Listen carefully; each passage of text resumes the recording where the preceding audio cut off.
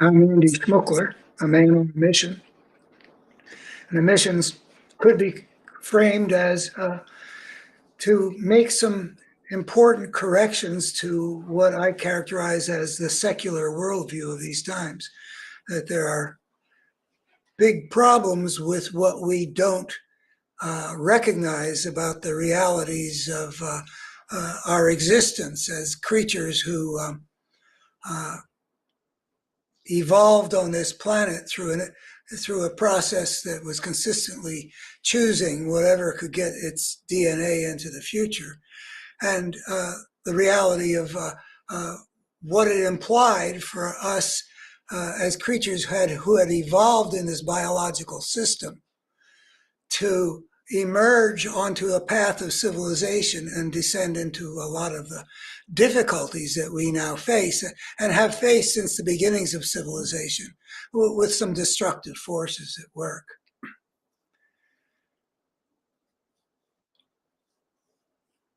The problem lies in a failure to connect what we can know about ourselves in terms of the evolution of life together with certain major questions about how we regard our experience.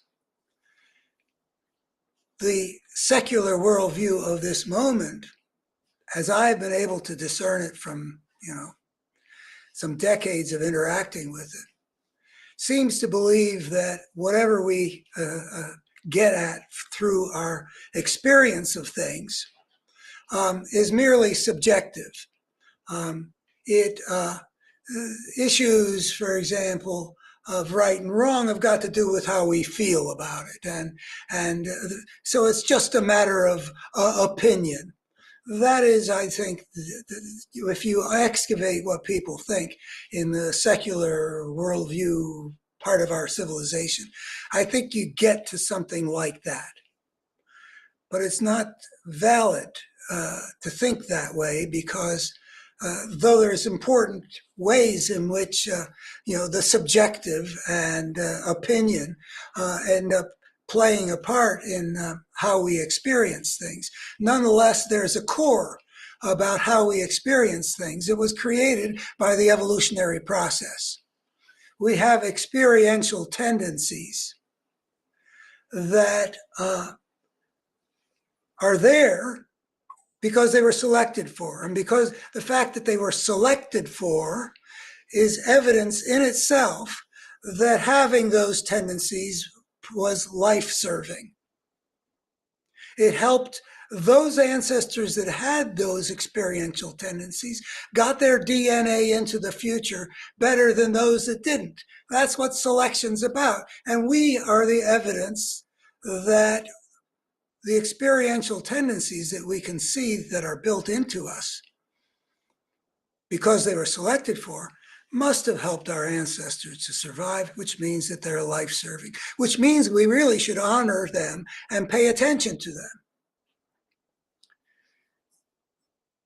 them. I keep on feeling that there are some really important ways of presenting the centrality of experience that haven't yet come to me, but I'll keep this one short and just make a stab at what I think needs to be seen. We are creatures that experience things in terms of better and worse. Evolution created us, human beings, but not just human beings, to have that dimension in their experience. And so I would say two things. One is that means that the good has entered into the world. And before there were creatures that to whom anything could matter, to whom there was a better and worse, until there existed any such creatures who experienced things in those terms, there's no way it could make any difference. There could be anything better or anything worse. There could be no value. It doesn't matter whether the galaxy blows up or the planet blows up or it doesn't. how could it make any difference when there's nothing for it to make any difference to? And only in the level of experience does value register. If you've got a machine going that doesn't feel that it values positively certain kinds of experience like love and comfort and pleasure versus their opposites, the worse. It's only through there being a better and a worse in the level of something experiencing it that value could have any meaning. So yeah, it's true that in a lifeless universe, lacking any deity to whom things matter also, that there is no value. But to conclude from that therefore the issues of value have no standing in reality, well, part of the reality is that we are creatures that have been selected for having experiences that we recognize as more positive and that we strive for, and experiences that we feel are negative and that we try to avoid. And that having been a way to motivate us in the evolutionary process to seek what we think of as good, because that correlates with getting us to do what helped us to survive. So it is a reality. Evolution that creates life also creates various strategies for enabling life to continue. And one of those strategies was to create value embedded in creatures that have the capacity to experience things in terms of better and worse. It's a reality that's built into us and that we experience. And only in that experience could there be value. And it's not random. We may differ one from another, and cultures may do different things with us, but there is a human core about what is good as experienced by your generic human being. You could take all the different embodiments of it, but we all know, like just like we all have a face with a nose and two nostrils and two eyes and eyebrows and a mouth and all that, two ears. And every face is different from every other, or maybe only snowflakes are. But we're very unique. But there is that physiognomy that is basically what a human being is. And so it is also with respect to the better and the worse. It is variations on a theme. And that theme is a part of human nature, which has been ancestrally a source of good guidance for getting us to do what enables us to get our DNA into the future. The perpetuation of our kind and the experience of life as fulfilling are correlated, because that's what's life-serving for life to create in us. There's no way that's not a reality, but it is a reality which is not separate from experience. Experience is a dimension that has a core in it that tells us what life is about, what it is to be a human being, and what we are called on to do. The advice may be very vague, but in the moral dimension that's built into us, there is an energy which can drive us to serve life in the face of a force that's destructive.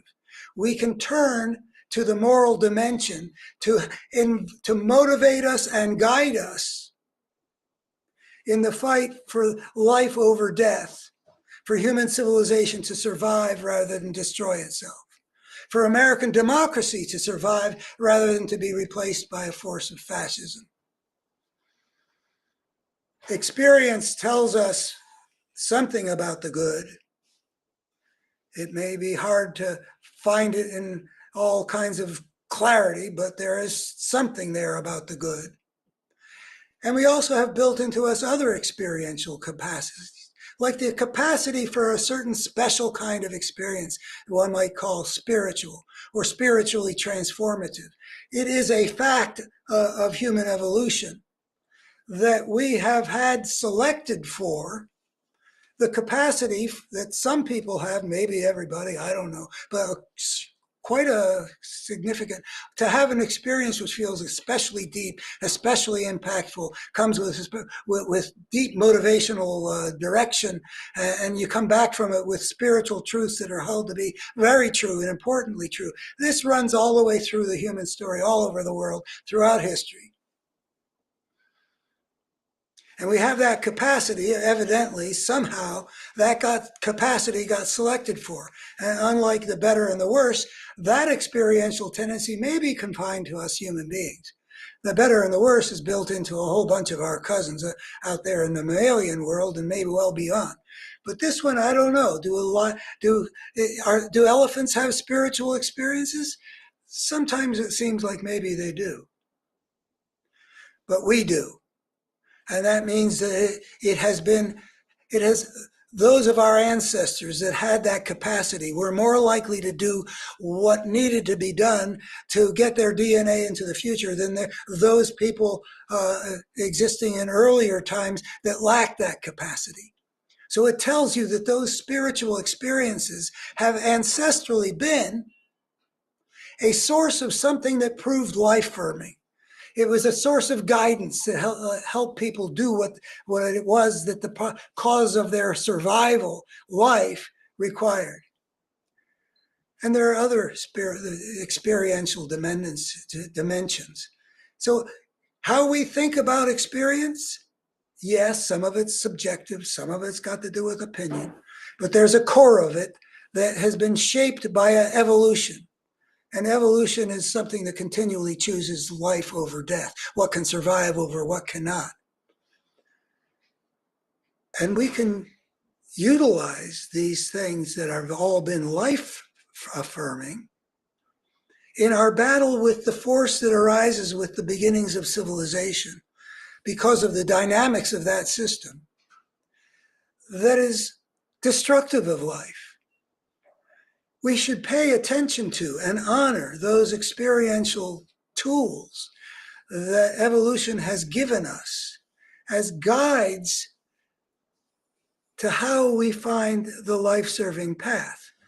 And that includes, in these times, understanding the dark and destructive nature of the force that has arisen in our world and fighting with moral and spiritual passion to defeat it. Thank you.